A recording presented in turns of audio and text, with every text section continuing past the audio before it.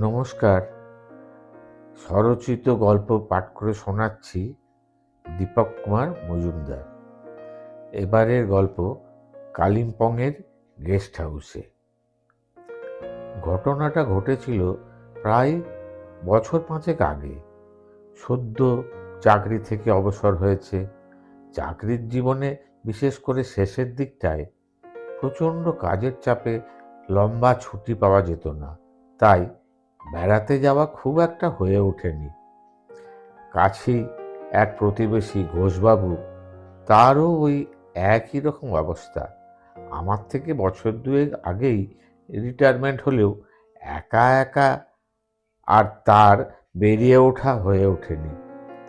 যাই হোক, দুজনে মানে নিজের স্ত্রীদের নিয়ে 4 জনে জম্পেশ একটা প্ল্যান করে ফেললাম।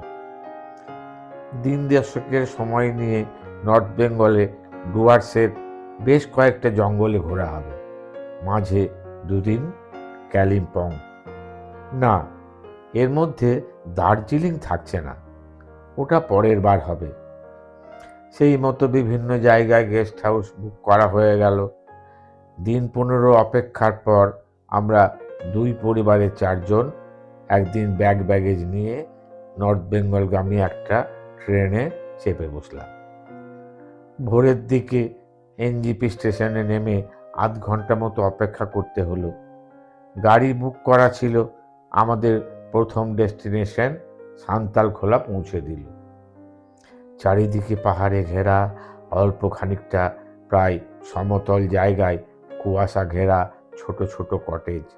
চারিদিকে ঘন জঙ্গল আর নেমে আসা মেঘ পরিবেশটাকে মোহময় করে তুলেছে। একটু বেলা গড়াতেই ঝুপ করে অন্ধকার নেমে আসে। ঝিঝি পোকার নানা রকম শব্দ নাগাড়ে বেজে পরিবেশটা আরো রহস্যময় করে তুলেছে।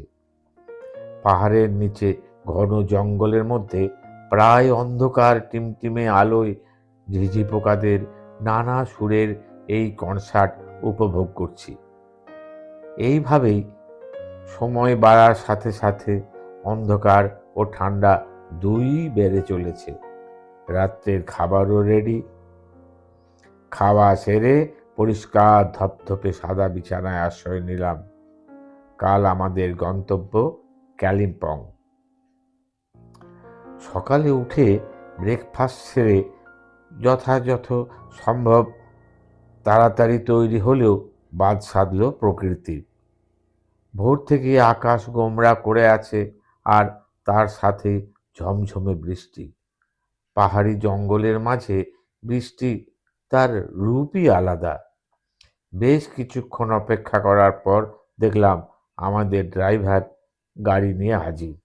গেস্ট হাউস বুক করা আছে, যেমন করে হোক পৌঁছাতে হবেই। দুর্যোগ একটু কমতেই আমরা গাড়ি নিয়ে এগোতে শুরু করলাম। পাহাড়ি রাস্তায় বৃষ্টিতে পরিস্থিতি আরও জটিল হয়ে উঠেছে।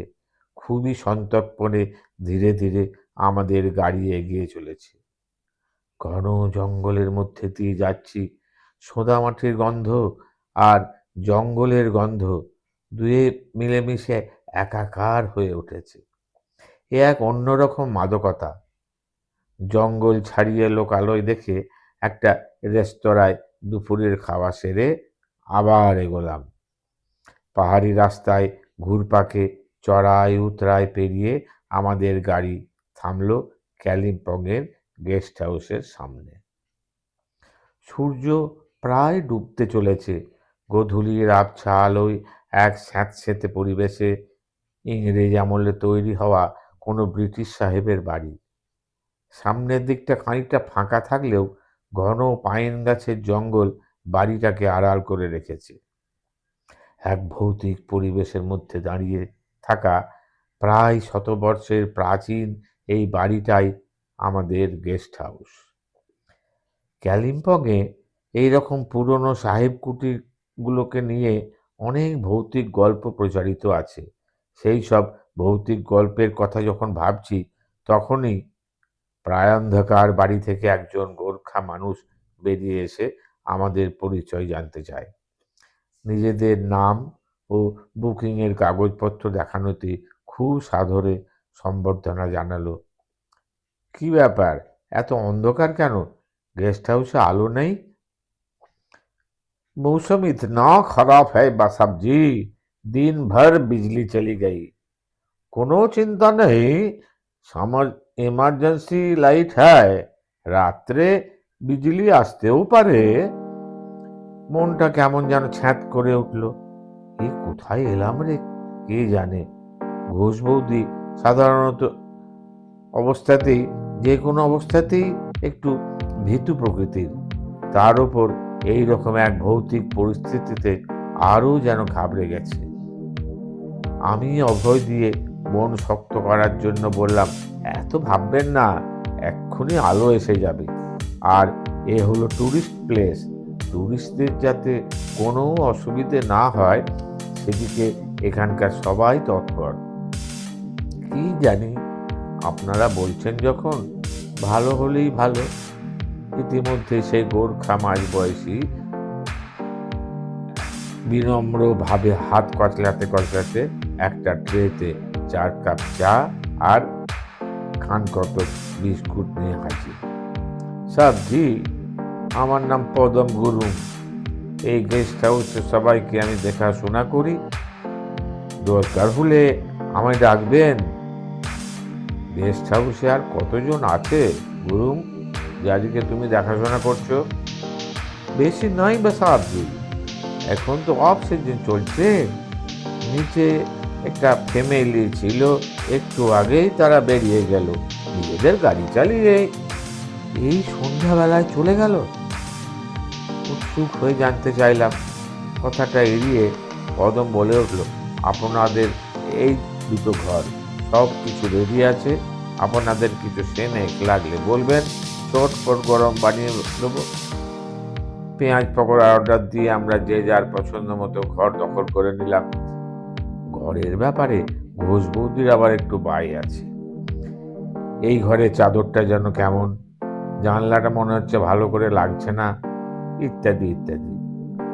এইরকম মানুষ অবশ্য জীবনে সর্বস্তরেই মেলে, কিছুটা অ্যাডজাস্টমেন্ট করে নিতে হয়। ঘর কিন্তু বেশ বড়, ইংরেজ আমলের পুরনো আসবাবপত্র, দেওয়ালে কাঞ্চনজঙ্ঘার বরফে ঢাকা ছবি, এখন অবশ্য অনেকটাই আবছা হয়ে গেছে। নিচে ফটোগ্রাফার হিসাবে কোনো এক ইংরেজ সাহেবের নাম লেখা। যাই হোক, দুদিকে দুটো ঘর, মাঝখানে বেশ খানিকটা জায়গা নিয়ে সাজানো গোছানো লবি, বড় বড় কটা জানলা। সকালে নিশ্চয়ই এদিকে কাঞ্চনজঙ্ঘা দেখা যাবে। আমরা 3 তলায় আছি, দোতলায় বেশ খানিকটা জায়গা নিয়ে kitchen, dining space, store room ইত্যাদি ইত্যাদি। একতলার কয়েকটা রুম গেস্টদের জন্য বরাদ্দ। আমরা 4 জনেই একটু ফ্রেশ হয়ে লবিতে সোফায় বসে পেঁয়াজ পকোড়া সহযোগে নানান রকম গল্পে মেতে উঠেছি। মাঝে মধ্যে এই গেস্ট হাউস, সেই নির্জন অন্ধকার বা বিভিন্ন বইয়ে পড়া কালিম্পংয়ের ভৌতিক গল্পের কথা উঠে আসছে। হঠাৎই আলো জ্বলে উঠে আমাদের তাৎক্ষণিক আশ্বস্ত করলেও 2 মিনিট পর আবার চলে যাওয়ায় অন্ধকার যেন আরও বেশি করে গ্রাস করে ফেলল। চারিদিকে নিঝুম অন্ধকার, আর তারই সঙ্গে পাশের জঙ্গলের নাগারে ঝিঁঝি পোকার ক্রমাগত শব্দ ও রাতজাগা পাখির টানা ঝাপটে উড়ে যাওয়ার শব্দ। কিছুক্ষণ চুপ করে থাকার পর ঘোষ বৌদি এক রাস উৎকণ্ঠা নিয়ে জিজ্ঞেস করে, আপনাদের কিছু মনে হচ্ছে না? কি ব্যাপারে? না, এই মরা সাহেবের বাংলো, এই অন্ধকার, তার উপর আবার আমরা এই 4 জন ছাড়া এত বড় বাংলায় কেউ না থাকা, এটা কোনো অস্বাভাবিক ঘটনা নয়, এরকম হতেই পারে। আর তাছাড়া এসব নিয়ে যত ভাববেন ভয় তত পেয়ে বসবে। আপনারা কোনো কিছুরই গুরুত্ব। কথাটা শেষ করার আগে পদম গুরুং ধীর পায়ে আমাদের সামনে এসে দাঁড়িয়ে বলে, সাবজি, ডিনার রেডি, আপনারা কি এখন খাবেন? আমরা প্রায় সকলেই বলে উঠলাম, এত তাড়াতাড়ি? কি আইটেম করেছো গুরুজি? চিকেন কারি, পরোটা আর ফুলকপি সবজি। না খুলি খেলেও নাম শুনেই বাহ বাহ বলে তারিফ করলাম। পদম অবশ্য খুব একটা খুশি হলো কিনা বুঝতে পারলাম না। একটু নরম সুরে বলল, আমি ডাইনিং টেবিলে আপনাদের সব খাবার ঢাকা দিয়ে দিচ্ছি, সময় মতো খেয়ে নেবেন, কোনো অসুবিধা হবে না। মানে, তুমি কোথায় যাবে? করুণ স্বরে পদম উত্তর দেয়, সাবজি, আমার জেনানা বহুত বিমার আছে, আমি গিয়ে রান্না করে ওকে খেতে দেব, দাবাই দেব। তার মানে এই অন্ধকারের মাঝে এত বড় বাড়িতে আমরা একা থাকবো? আমার মুখের কথাটা কেড়ে নিয়ে ঘোষ বৌদি ও আমার অর্ধাঙ্গিনী দুজনে প্রায় একসঙ্গে বলে উঠল, সারা রাত কেউ থাকবে না? যদি কিছু হয় আমরা কি করব? কোনো চিন্তা করবেন না মাইজি, এখানে কোনো ভয় নেই। আমার মোবাইল নাম্বারটা রেখে দিন, যদি দরকার হয় ফোন করবেন। কাছেই আমার বাড়ি, কোনো চিন্তা নেই। আমি সকালে এসে আপনাদের মর্নিং টি দিয়ে দেব। আর চাবি? ও সব বিলকুল ভাববেন না সাবজি, আমি পিছনে ছোটা দরজা দিয়ে আসা যাওয়া করি, আমার কাছে চাবি থাকে, কেউ জানে না। এই অবস্থায় বাধ্য হয়ে আর কথা না বাড়িয়ে রাজি হতে হলো। ঘোষ বৌদির মুখটা থমথমে হয়ে গেল। তা দেখে ঘোষবাবুও অভয় দিয়ে বলল, তুমি এত ভয় ভয় করছো কেন? আমরা তো সবাই আছি, বেশি চিন্তা না করে চলো তাড়াতাড়ি খেয়ে তারপর শুয়ে পড়ি। তেমন তেমন হলে পদমকে ফোন করে ডেকে নেব। হয়তো কিছুটা আশ্বস্ত হলো। সবাই এর মনকে ঘোরাবার জন্যে আগামীকালের প্রোগ্রাম নিয়ে আলোচনা করতে শুরু করলাম। আলোচনা বেশিক্ষণ স্থায়ী হলো না। নিচে ডাইনিং টেবিল থেকে ঝনঝন করে আওয়াজ হতেই তাড়াতাড়ি টর্চটা নিয়ে এগিয়ে গিয়ে দেখি কিছু বাসনপত্র মেঝেয় পড়ে আছে, আর টর্চের আলো স্পষ্ট দেখতে পেলাম একটা কুচকুচে কালো বিড়ালের উজ্জ্বল দুটি চোখ। আমার দিকে একবার ঘাড় ঘুরিয়ে দেখি জানালার ফাঁক দিয়ে পালিয়ে গেল। হয়তো রোজই আসে, এটা ওর চেনা জায়গা, কিংবা আজকের এই পরিস্থিতিতে তার উপস্থিতি জানান দিয়ে গেল। ঘোষ বৌদি জিজ্ঞেস করে, কিসের শব্দ হলো, বুঝতে পারলেন কিছু? বিড়াল টিড়াল হবে। বেশি কৌতূহল না বাড়িয়ে সবাইকে ডাক দিয়ে খাবারের সদ্ব্যবহার করতে শুরু করলাম। চিকেনটা যা দারুণ বানিয়েছে, তাতে পদমের ওপর সব অভিযোগ চলে গেল। খাওয়া সেরে পরস্পরকে গুড নাইট করে যে যার ঘরে ঢুকে পড়লাম। সারাদিনের ধকল আর বেশ ঠান্ডা আবহাওয়ার কারণে সবার কিছুক্ষণের মধ্যে ঘুমিয়ে পড়েছি, টেরও পাইনি। দরজায় দৌড় ধাক্কায় ঘুম ভেঙে গেল। ঘোষবাবু উৎকণ্ঠা নিয়ে ডাকছে, কি ব্যাপার, এত রাত্রে কোনো বিপদ হলো নাকি? হ্যাঁ, বিপদ তো বটেই। মানে, মিনু, বলা হয়নি ঘোষ বৌদির নাম মিনু, কেমন যেন করছে, শীঘ্রই আসুন আপনারা দুজনেই। আর বেশি প্রশ্ন না করি আমরা দুজনেই ওনাদের ঘরে ঢুকে দেখি ঘোষ বৌদি বিহ্বল দৃষ্টিতে ভয়ার্ত বুকে আমাদের দিকে তাকিয়ে। আমরা সকলেই আতঙ্কগ্রস্ত হয়ে কারণটা জানতে চাইছি। এক গ্লাস জল ঠক ঠক করে খেলো, কিছুটা বিছানা পড়ল, কিছুটা গলায় গেল, তারপর হাঁপাতে হাঁপাতে বলল, আমি বলেছিলাম না? কি ভূত? মানে, কোথায়? কোথায় আবার? এইখানে, এই ঘরে? ঠিক বলছেন? গলার স্বর এবার আর একটু বাড়িয়ে, তবে কি বানিয়ে বলছি? খস খস শব্দ শুনে ঘুমটা ভেঙে গেল। আবছা আলো স্পষ্ট দেখতে পেলাম একটা মেয়ে সাদা গাউন পরে আস্তে আস্তে ঘরের মধ্যে ঘুরে বেড়াচ্ছে। তারপর ড্রেসিং টেবিলের সামনে রাখা টুলে বসলো। দেখুন, এখনো আমার গায়ে কাঁটা দিচ্ছে। আপনি মুখটা দেখতে পেলেন? আমার স্ত্রী প্রশ্ন করে। না, একটা সাদা স্কার্ট দিয়ে মাথাটা আর মুখের অর্ধেকটা ঢাকা ছিল। আমি আগেই বলেছিলাম এটা ভূতুরে বাংলো, এখানে ভূত আছে, রাত্রে আসা যাওয়া করে। আপনি তখন বিড়ালের কথা বলছিলেন না, ওসব কিছু না, আসলে আসলে ওরাই। জানলা দরজা তো সব ভালো করে বন্ধই ছিল, তাহলে এলো কোন দিকে? ভূতেদের আসা যাওয়ার জন্যে অবশ্য জানলা দরজার দরকার হয় না। ঘোষ বৌদি একটু দম নিয়ে আবার বলতে শুরু করলেন। একবার ঘাড় ঘুরিয়ে দেখতে বিদ্যুতের ঝলকের মতো ছটা সব অন্ধকার হয়ে গেল। ঘোষবাবু বললেন, গো গো শব্দ শুনে আমার ঘুম ভেঙে গেল।